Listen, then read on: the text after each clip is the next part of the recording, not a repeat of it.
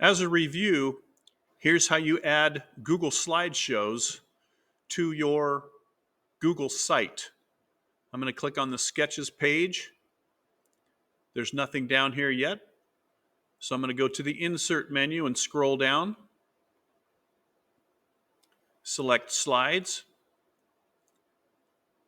If you've been working on your Sketches slideshow, it'll show up here. Otherwise, you have to scroll down and find it. So I'm going to click on Sketches here. Select Insert. And then I want this to be a little bit larger, so I'm going to select this blue dot and pull it to the right a little bit until you see those rectangles on either side.